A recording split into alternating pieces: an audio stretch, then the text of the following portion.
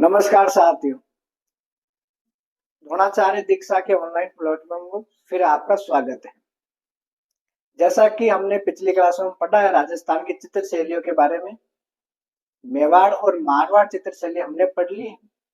आज हम अध्ययन करेंगे हाड़ौती चित्र शैली। अब लगातार पढ़ते रहिए तो बहुत अच्छा कंटेंट मिलता रहेगा और हम भी कोशिश करें कि अच्छा से अच्छा कंटेंट आपके सामने प्रस्तुत करें। सपनों सपनों में रख आस्था, सपनों में रख आस्था, कर्म तू किए जा, त्याग से ना डर, आलस्य का परित्याग किए जा। मन के जीते जीत है और मन के हारे हार।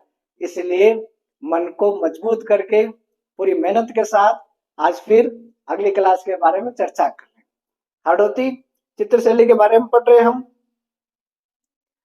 हाड़ौती चित्रशैली, हाड़ौती हाड़ौती राजस्थान के 4 जिलों से मिलकर बना है हाड़ौती क्षेत्र। कौन कौन से 4 जिले मैं यहाँ लिख देता हूं।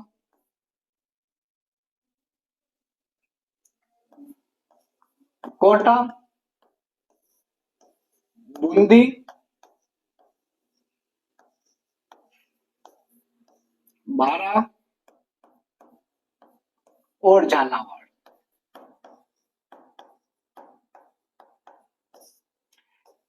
इन चारों जिलों से मिलकर बना है हाड़ौती। हाड़ौती में चौहान रहते थे। चौहानों की हाड़ा सागा रहती थी, इसलिए इस क्षेत्र को हाड़ा कहा गया। लिखा है हमने चौहान वंशी हाड़ाओं का प्रभुत्व था कहां पर, बूंदी, कोटा और झालावाड़ क्षेत्रों में, इसलिए इसको हाड़ौती क्षेत्र कहते हैं। और हाड़ौती क्षेत्र की मुख्यतः 2 उपशैलियां हैं। पहली बूंदी और दूसरी है कोटा। ये मुख्यतः 2 है, मुख्यतः 2 शैलियां हैं। लेकिन तीसरी शैली अभी चर्चा में चल रही है, कौन सी, झालावाड़ शैली। और इन तीनों शैलियों को माना जाता है कि ये हाड़ौती के अंतर्गत है। ठीक है, समझ में आ रहा होगा, सामान्य है। चलिए आगे चलते।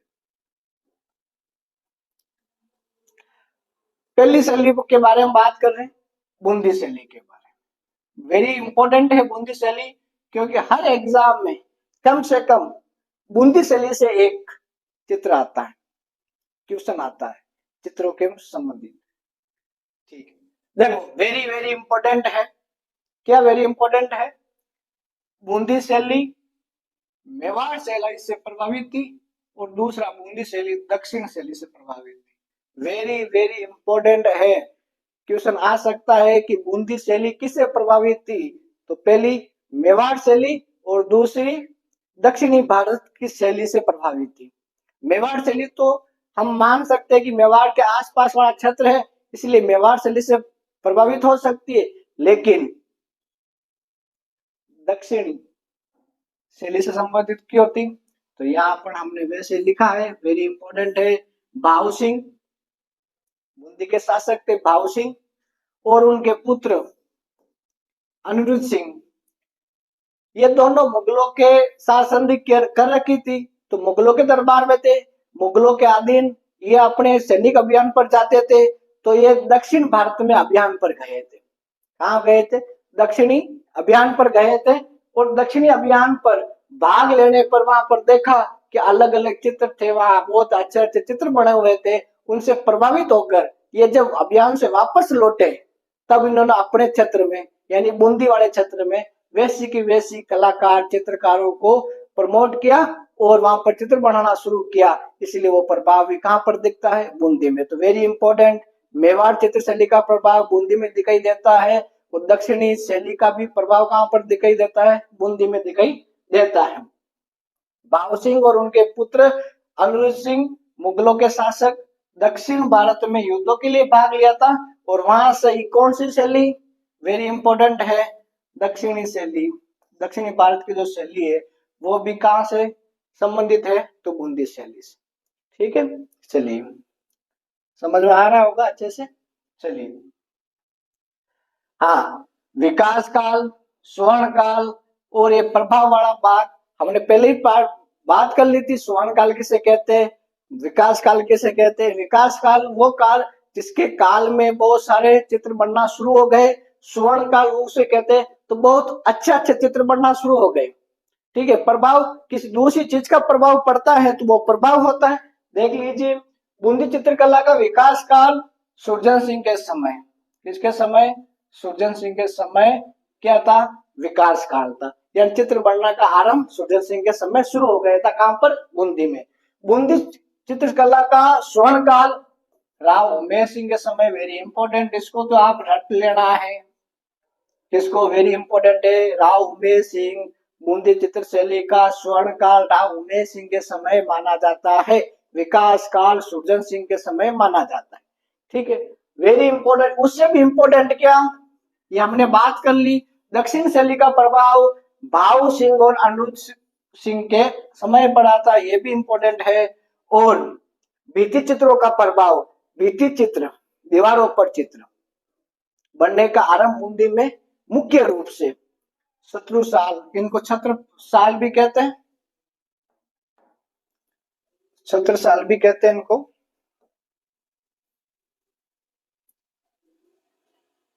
सत्र साल,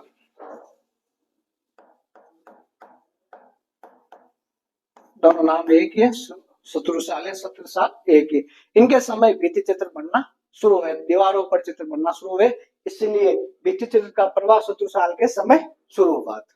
ठीक है, नॉर्मल सी चीज है, नॉर्मल सी चीज याद रखनी है। विकास काल, स्वर्ण काल और दक्षिण शैली का प्रभाव और भित्ति चित्रों का प्रभाव किन किन के समय हुआ था। लेकिन वेरी इंपॉर्टेंट यही आपको याद करना है, बूंदी चित्रकला का स्वर्ण काल राव उमेश सिंह के समय था, राव उमेश सिंह। ठीक है, चलिए आगे चलते हैं। आशा कर रहे हैं बहुत अच्छी तरीके से समझ में आ रहा है। हम कोशिश कर रहे हैं कि जितना हो सके उतना बेस्ट से बेस्ट देने का प्रयास कर रहे हैं। आप इस चैनल को सब्सक्राइब करके शेयर कीजिए ताकि आगे दूसरे लोगों को भी इसका लाभ मिल सके।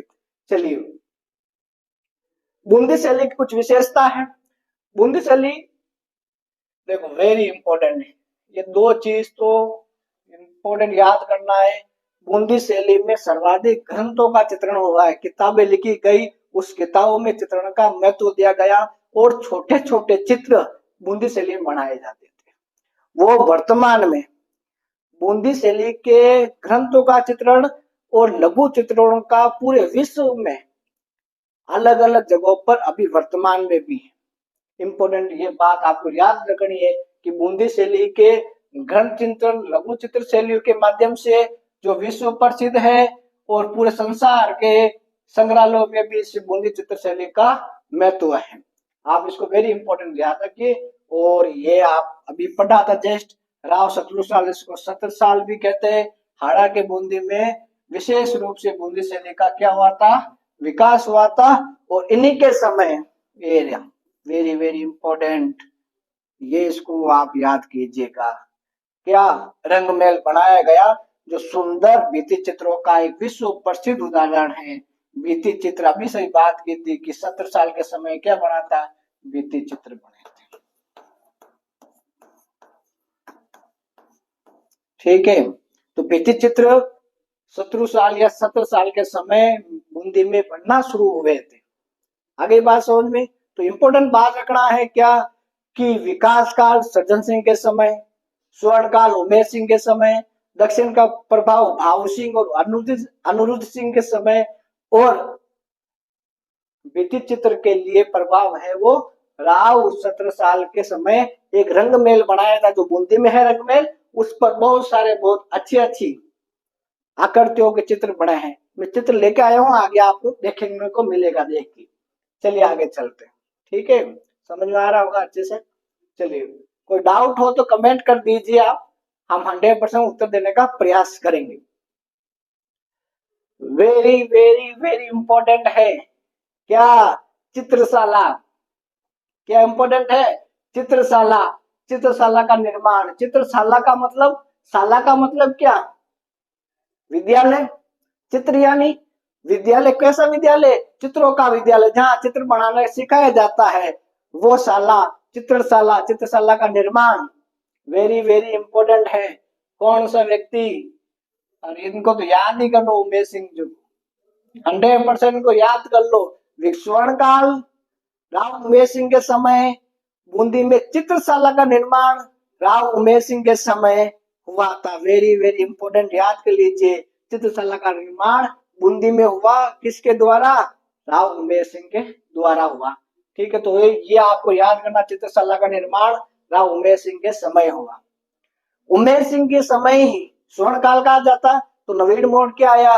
उन्होंने अपने आसपास वाले क्षेत्र को देखकर, अपने आसपास वाले मानव जो जीवन जी रहे हैं उनको देखकर उनका जैसा चित्र बनाने का प्रयास किया। उन्होंने अपने चित्रकारों को कहा कि जनजीवन के आधार पर चित्र बनाइए। क्या बनाइए? जनजीवन के आधार पर चित्र बनाइए। देखिए उन्होंने कहा था, क्या कहा था? कि जिसमें भावना, सरलता और प्रगति की विविधता हो। वेरी इंपॉर्टेंट, यानी भावना का मतलब सामान्य व्यक्ति कोई चित्र देखे तो उसको पता हो जाना चाहिए कि वास्तव में ये चित्र किसके लिए है और क्यों बढ़ाया गया है। और दूसरा, प्रगति का सौंदर्य इसमें होना चाहिए। ये सबसे बड़ा और नवीन मोड़ किसके समय आया था? राव उमेश सिंह के समय आया था। किसके समय आया था? राव उमेश सिंह के समय आया था। समझ में आ रहा? ऐसा करेंगे समझ में आ रहा होगा। देखिए राव उमेश सिंह, राव उमेश सिंह का वेरी इंपॉर्टेंट है, इसको भी आप याद कर लीजिए। हालांकि एक बार भी क्वेश्चन एग्जाम में सहित नहीं पूछा गया, लेकिन जिस प्रकार कर्मचारी बोर्ड, आरपीएससी अपने क्वेश्चन का ट्रेंड बदल रही है, तो हो सके कि आने वाले एग्जामों में ये क्वेश्चन आपके सामने आ जाए। तो ये आपको याद रखना है कि जंगली सुअर का शिकार करते हुए राव उमेश सिंह का चित्र बूंदी शैली में बनाया गया था। कब बनाया गया था? 1750 ईस्वी में बनाया गया।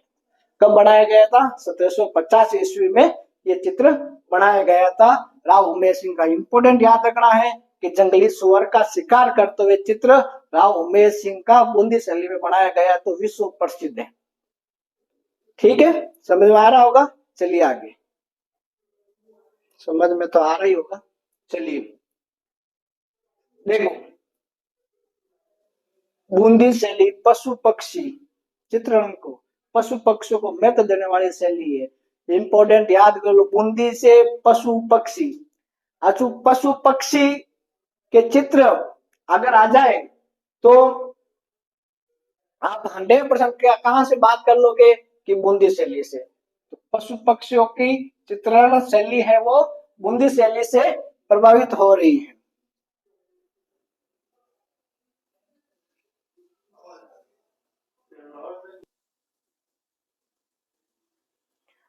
बूंदी चित्र शैली में पशु पक्षियों का चित्रण बड़ा महत्व देता है, इसलिए आपको याद करना है कि बूंदी चित्र शैली में पशु और पक्षी का महत्व बहुत बड़ा है। कुछ भी आ जाए, अगर कहा जहां पर पशु पक्षियों का महत्व आ जाए, इसका मतलब आप बूंदी करना है। वेरी इंपॉर्टेंट है, क्योंकि बूंदी क्षेत्र ऐसा ही था, आसपास जंगल, पहाड़, पर्वत, नदियां थी, तो जीव जंतु और हरे बड़े मैदान और जंगल वगैरह बहुत सारे होते थे, इसीलिए वहां पर ज्यादा ऐसा चित्रण होता था। हमने पहले भी बात की है क्या कि सर चित्रकार चित्र कैसे बनाते हैं। एक समझ में सीधी सी बात है कि जो चित्रकार है, जो चीज देखेगा वही बनाएगा, कोई दूसरी चीज नहीं बना सकता। जो देखा ही नहीं वो कभी नहीं बना सकता। आपने ऊंट देखा है, घोड़ा देखा है, हाथी देखा है, वो आप देखा, इसीलिए आपको अगर बोल दे परफेक्ट नहीं बना सकते, लेकिन उसी जैसा बना सकते हो। और कुछ ऐसी चीज बता दो जो कभी आपने देखी नहीं, उसको बना सकते हो क्या? नहीं बना सकते। जो जिस शैली का चित्रकार जिस क्षेत्र में रहता है, उस क्षेत्र के वो चित्र बनाएगा। जिस तरह बूंदी में है, तो बूंदी में जीव जंतु, पशु पक्षी, पहाड़, पर्वत, जंगल बहुत सारे होते हैं, इसीलिए वहां पर चित्र कैसे बनते थे? पशु पक्षियों के चित्र महत्व देने वाली शैली कौन सी है? वेरी इंपॉर्टेंट है, ये याद करना। बूंदी शैली पशु पक्षियों को महत्व देने वाली शैली है। प्रमुख चित्र कौन कौन से? वेरी इंपॉर्टेंट है, चित्र बहुत सारे, 16 चित्र है, मैं आज नाम लिख के लाया, लेकिन आपको मुख्य रूप से याद कर लेना, क्योंकि बूंदी का नाम आते ही आपको सुनना है कि पर्वत है, वहां पर पठार है, नदियां है, वन है, जंगल है, मैदान है, तो बहुत सारे वहां पर किस प्रकार प्रगति का सौंदर्य होगा वो ऑटोमेटिक आपको समझ में आ जाएगा। देखो पक्षियों का, पशुओं का, सतरंगी बादलों का चित्र वेरी इंपॉर्टेंट। जलाशय, क्यों वहां पर नदियां बहुत सारे, जलाशय, झील, तालाब वगैरह बहुत सारे होंगे। नदी में उड़ती जल तरंगे, कल कल कर नदियों में बहता पानी, आकाश में उमड़े घने बादल, क्योंकि मैदानी पर्वतीय क्षेत्र है तो पहाड़ों पर जो बादल टकराएंगे, रुकेंगे, बारिश होने का संभावना ज्यादा रहता है, इसलिए वहां पर गरजते हुए मेघ, बिजली की, कौन का मतलब बिजली गर्जना का, घनघोर वर्षा, हरे भरे वृक्ष, उन पर चहचहाती चिड़िया, नाचते हुए मयूर, कलाबाजी दिखाते हुए बंदर बांदर, और पहाड़ी तलहटी के विचरण करते हुए जीवों का भी वर्णन है। क्योंकि वही सीधी बात है, जहाँ मैदान और जंगल होंगे, पर्वत होंगे, वहां पहाड़ी होंगे, उसके पहाड़ियों के आसपास जीव जंतु विचरण करेंगे ही करेंगे। राग रागनियों के चित्र भी बनते हैं। नायिका के भेद या कितने प्रकार के अलग अलग नायिका, यानी जो चित्र बनने का जो सब्जेक्ट था, विषय, उस पर अलग अलग चित्र बनने का काम होता था। ऋतुओं का वर्णन इसमें मिलता है। 12 मास एक ग्रंथ है, उसका चित्रण होता है। कृष्ण लीलाओं के चित्र होते हैं, दरबार के चित्र होते हैं, शिकार के चित्र, हाथियों की लड़ाई के, उत्सव के, बहुत सारे चित्र बनते थे वहां पे। क्योंकि राव उमेर सिंह के समय सरलता और भावनात्मक पूर्ण चित्र बनाना आरंभ हो गया, तो सारे प्रकार के चित्र वहां पर बनते हैं। जैसे मैंने सही चित्र देख लीजिए, आए तो है, देख लो, ये देखो चित्र, कितना अच्छा एक चित्र है आपके सामने। देखो यहाँ ये बतख है, ये हंस, हिरण, महिलाएं और हिरण, देखिए यही समावेश है। बूंदी शैली का समावेश ही क्या है कि पशु पक्षियों को महत्व देने वाली शैली। वहां के जो लोग हैं पशु प्रेमी थे, जीव जंतु के प्रति प्रेम करने वाले थे। इसीलिए देखो हिरण वगैरह, ये हिरण का एक बच्चा इनके ऊपर ही चढ़ रहा है, इसका मतलब क्या हुआ कि इनको सुरक्षित और बहुत बड़ा महत्व देते थे। इधर देखो, इधर भी एक कुछ हिरण वगैरह दिखाई दे रहे, ये नारियल का पेड़ है। इधर एक वृक्ष है, उसके ऊपर क्या बैठा है, मोर बैठे हैं। और ये देखो इधर भी कुछ पक्षी वगैरह है। तो ये पानी है, तो बहुत अच्छा ये चित्र आपको दिखाई दे रहा होगा। बूंदी शैली की विशेषता है। और पशु दिख रहे तो आपको पता ही चल जाना चाहिए पशु पक्षी का महत्व देने वाली शैली कौन सी, बूंदी शैली। चलिए अगले।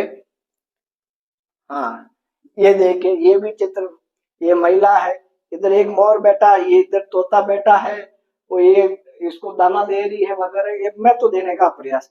ये सेम चित्र होता पीछे वाला ही था, उसमें छोटा करके इसको ये घास खिला रही है हिरण वगैरह को महिला, और इस प्रकार के चित्र बनते थे बूंदी में।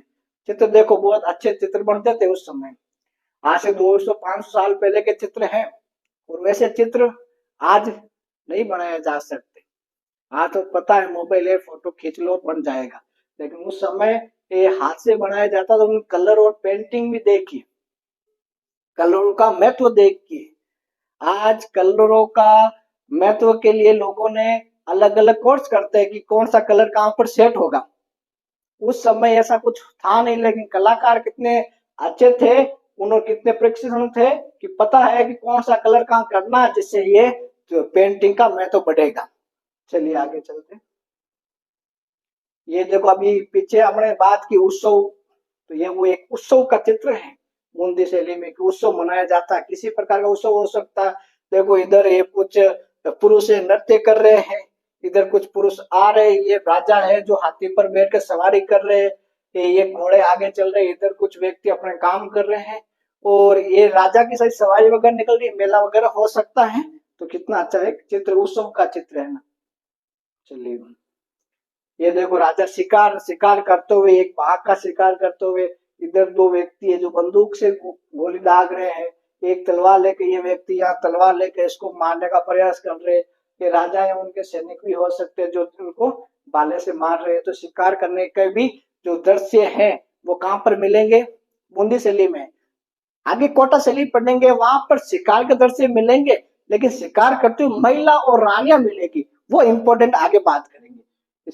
ये शिकार के दृश्य भी कहाँ, बूंदी में मिलते हैं।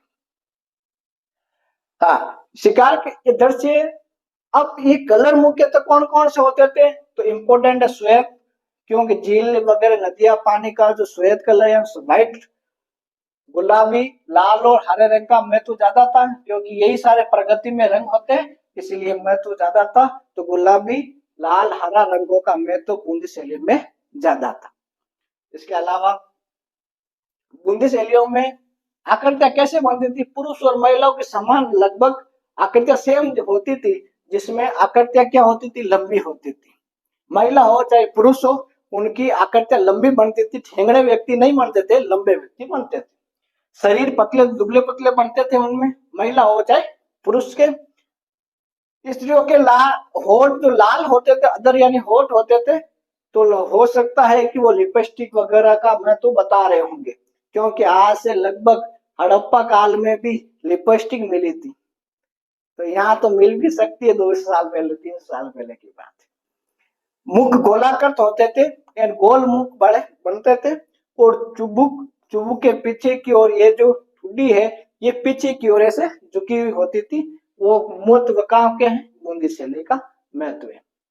ठीक है, चलिए समझ में आ रहा होगा आराम से, ज्यादा कुछ जटिल शब्दकोश का हमने प्रयोग नहीं किया, ऐसा प्रयोग किया जो समझ में आसानी से आ जाए।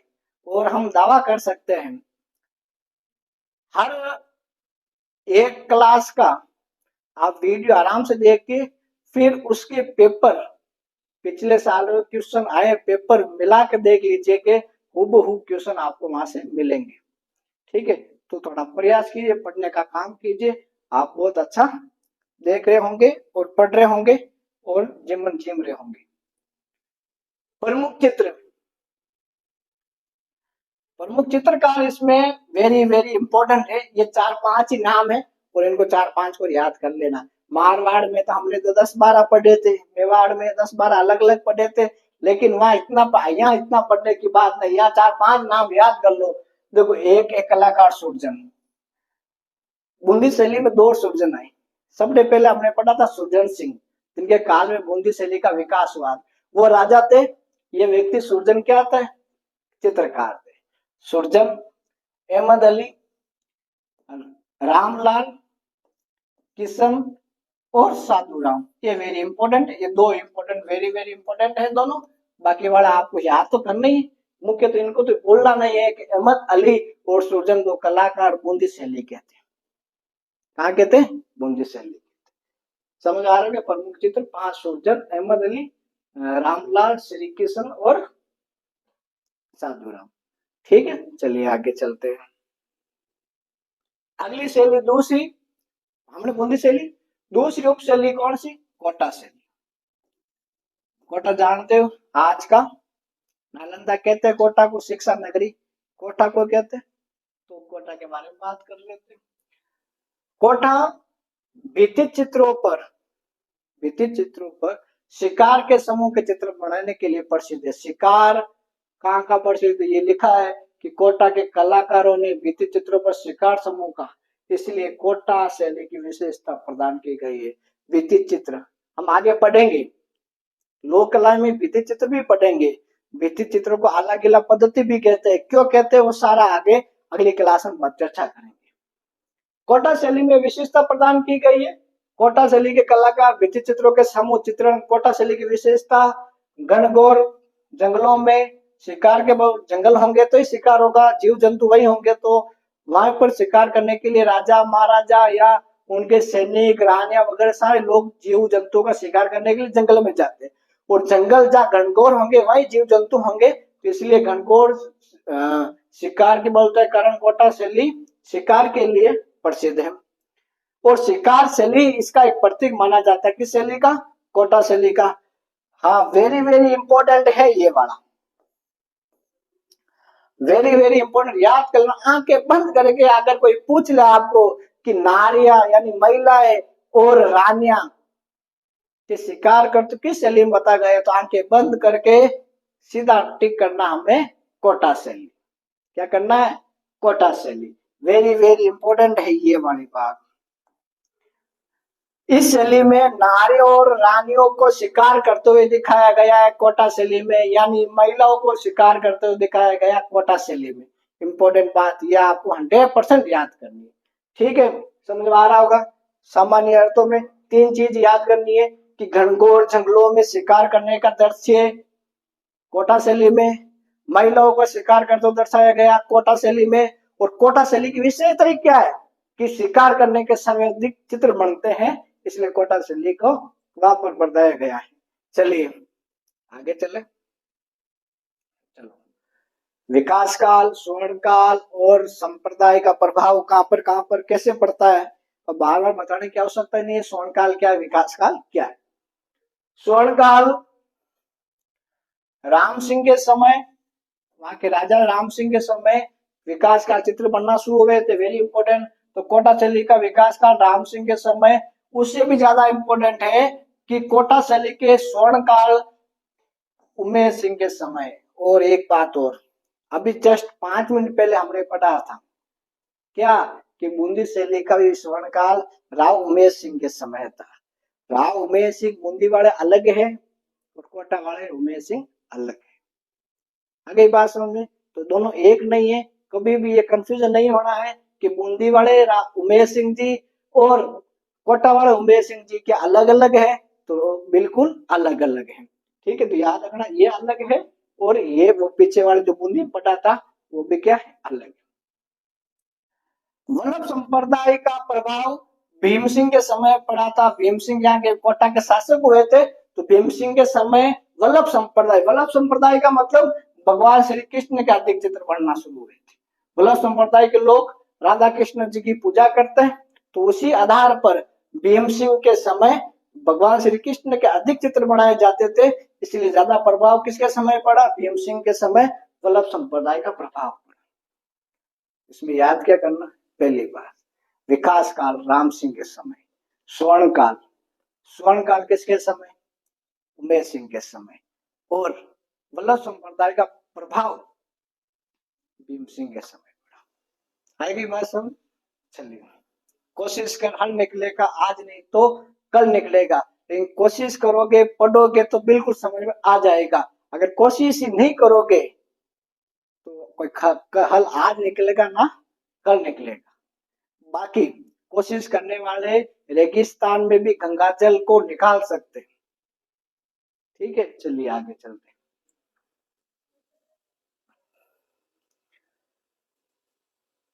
कोटा शैली में स्त्री और पुरुष की आकृतियों में थोड़ा सा चेंजेज हुआ। बूंदी की अपेक्षा कोठा में स्त्री और पुरुष की आकृतियों में थोड़ा अंतर हुआ। क्या क्या अंतर हुआ वो देख लेते हैं। कोटा शैली में स्त्रियों के अत्यंत सुंदर चित्र बन जाते हैं और स्त्रियों के चित्र सुंदर ही बनते हैं।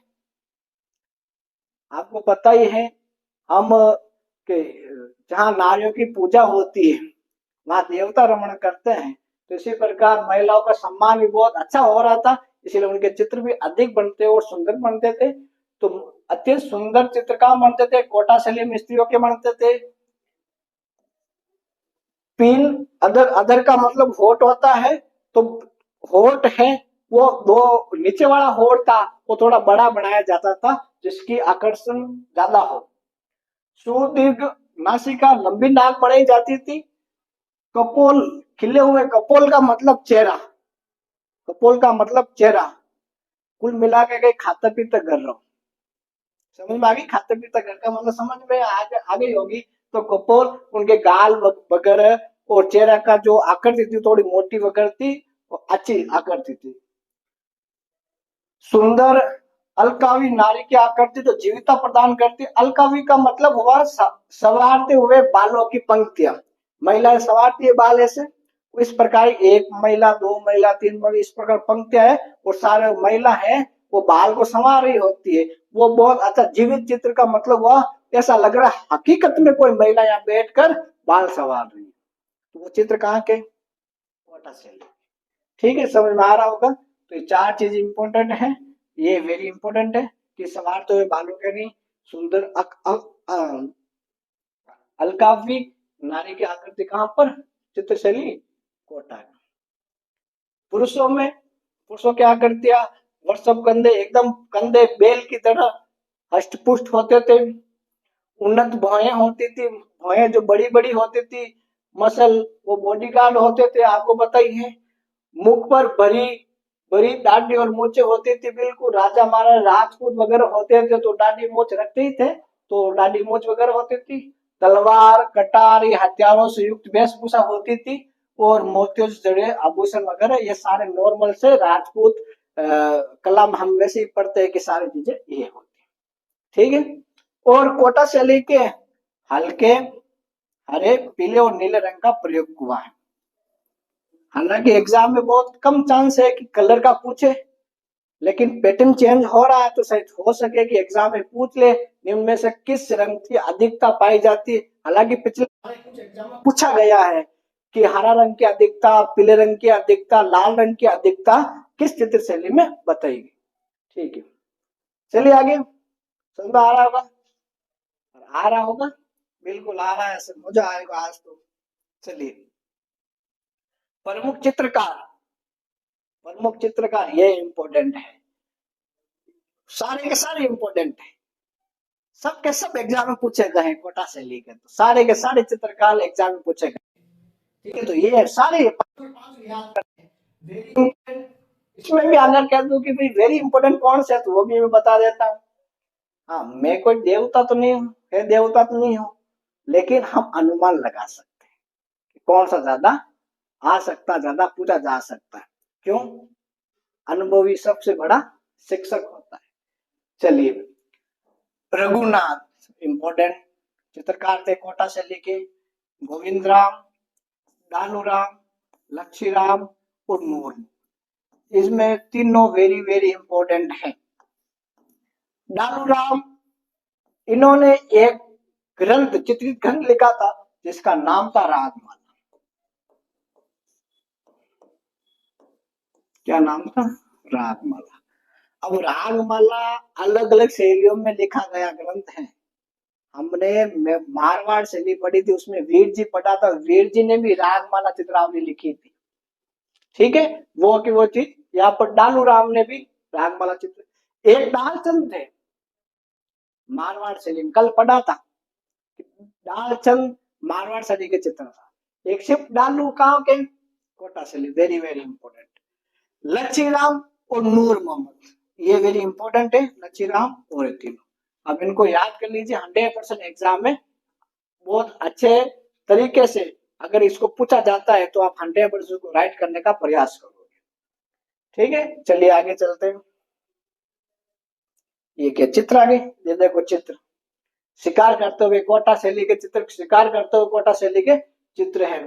देखो, ये कोई राजा वगैरह इनके सैनिक है जो लगभग हाथी या कोई दूसरे जगह पर खड़े होकर, झरोके में खड़े होकर, ये जाल बिछाई हुई है, इसमें शेर, ये सुअर, हिरण वगैरह ये सारे इसमें फंसे, और ये सारी भाले से वगैरह इसको मारने का प्रयास कर रहे। ये या एक सैनिक या दो सैनिक बैठे, इनको पकड़ के रखे, तो शिकार करने के दृश्य है कहाँ के? कोटा के। कहाँ के हैं? कोटा के। बहुत अच्छा चित्र है, इससे भी अच्छा एक चित्र आएगा, ये देखो, देखो एक मिनट इसको देखते ही रहो, कितना मनोरम और कितना जोरदार चित्र बनाया होगा उन्होंने। आज से लगभग 200 वर्ष पहले की बात है, ये चित्र बना, उनकी कलाकारी देखी, देखिए ये एक व्यक्ति एक हाथी को पकड़ने का प्रयास कर रहे हैं, हाथी को काबू करने का प्रयास कर रहे हैं ताकि हाथी को पालतू बनाया जा सके। एक सैनिक इधर एक भाला लेकर खड़ा है, एक हाथी को गुस्सा आ गया तो एक सैनिक को नीचे दबा दिया, देख लीजिए, पकड़ लिया इसको सूंड में। एक व्यक्ति उनको या रस्सी फेंक उनको बांधने का प्रयास कर रहा है, ये व्यक्ति यहाँ से एक सैनिक के चाबुक से इसको मारने का प्रयास कर रहा है, दो व्यक्ति इसके ऊपर भी चढ़ गए। कितना अच्छा चित्र है, इधर पेड़ पौधे, ये सारे जंगल का, और ये बहुत अच्छा एक चित्र बनाया गया है कोटा शैली का, बहुत अच्छा शिकार संबंधित है। और ये देखो उससे भी अच्छा चित्र, क्या चित्र, शिकार, जंगलों के घनघोर घनघोर जंगलों में शिकार कैसे किया जाता देख लीजिए। ये कोई राजा वगैरह है, हाथी है, राजा हाथी पर एक बंदूक लिए खड़े हैं, क्योंकि 1857 से पहले बंदूक आती थी, तो ये लगभग 1857 के आखिरी पाक थी या उससे बाद के चित्र है, तो बंदूक का चित्र बनाया गया है। ये देखो, राजा शहीद हो सके कि ये बाघ को मारने का प्रयास कर रहे हैं, लेकिन बाघ है इधर देखो, बाघ एक हिरण को मारने का प्रयास, लेकिन बाघ जब मार रहा है तो उनके बीच में एक सांप आ गया। अब देखो, सारे एक दूसरे के आदमी मारने का प्रयास कर रहे हैं, ये सारे शिकार आपस में। सांप इनका शिकार करने की कोशिश कर रहा है, शेर का, बाघ का, और बाघ हिरण का, और ये जो राजा है वो किसी इनमें से कोई से एक का शिकार करने का प्रयास करे, तो शिकार से ली कहाँ की, कोठा की, कहाँ की, कोठा की। तो ये कोठा और बूंदी। तीसरी शैली हमने बात की क्या, झालावाड़ शैली। झालावाड़ शैली में राजा राजमहलों में श्रीनाथ जी, राधा कृष्ण लीला, राम लीलाओं के राज वैभव के चित्र मिलते हैं, लेकिन अभी तक पूर्ण रूप से झालावाड़ चित्र शैली का निर्धारण नहीं हुआ है। यानी अभी झालावाड़ चित्र शैली का निर्धारण होना क्या है, शेष है।